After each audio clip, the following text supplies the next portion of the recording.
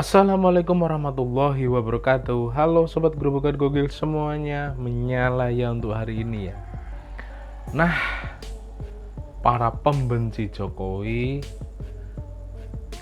Mbah Amin Rais yang selalu menarasikan keburukan kepada pemerintahan Jokowi, simak baik-baik statement dari Bu Sri Mulyani.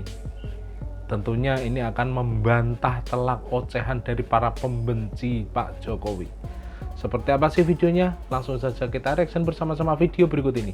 Bangsa Indonesia sudah menyaksikan banyaknya kelakuan rezim Jokowi selama 10 tahun yang mengarah pada kehancuran bangsa. 10 tahun berkuasa hanya pandai menambah utang, lihai memecah belah bangsa, mengacak-acak penegakan hukum, menghancurkan demokrasi, dan menggantinya dengan oligarki, menciptakan gap jurang sosial ekonomi yang sangat tajam, sangat menganga, lebar. Ekonomi kita masih tumbuh di 5,11 dan ini mampu menciptakan lapangan kerja serta menurunkan kemiskinan.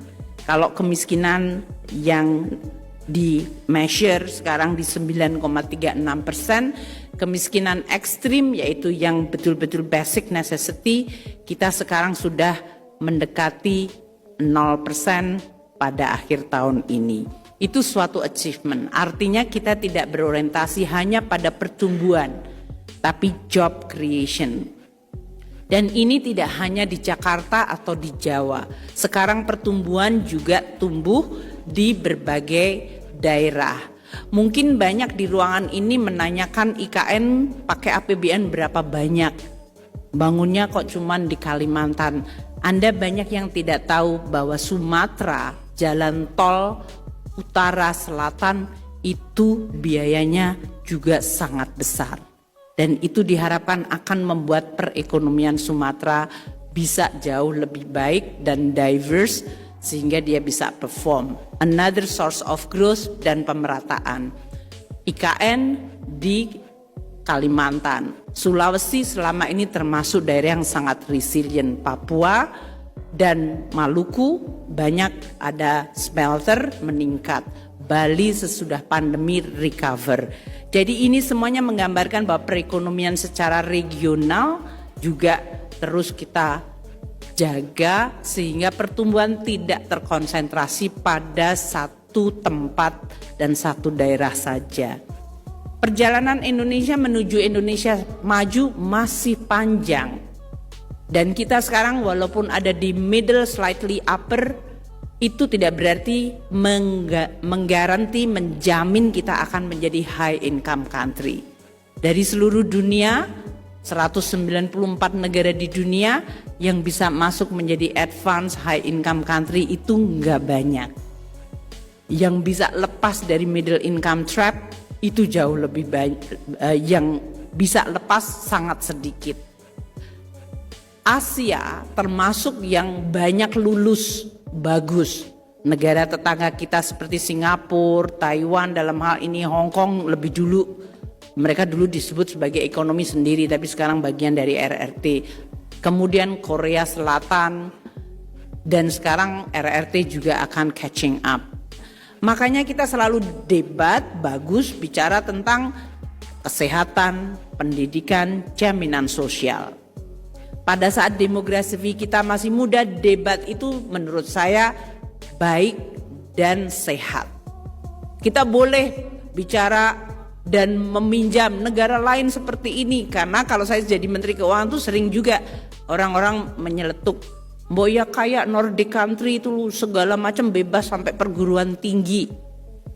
Dari lahir sampai dia perguruan tinggi dia gak perlu bayar apa-apa. Memang anak itu gak bayar, yang bayar orang tuanya.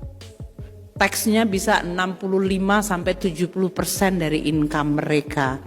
Aku pernah punya teman di Bank Dunia, dia dari Finlandia. Saya tanya, how much tax you pay? Oh, around 70%. Loh, jadi kalau kamu dapat 100.000, kamu cuma dapat 30.000 US dollar. Iya. That's not punishable for you. Enggak juga, tapi anak-anak saya semuanya masuk sampai perguruan tinggi is free. Orang anggap itu semuanya gratis, nggak ada yang bayar. Di dunia nggak ada yang gratis, pasti ada yang bayar. Ya, dalam hal ini, ya if you want to create social safety net seperti di Nordic country, then you have prepare for a very big high income tax.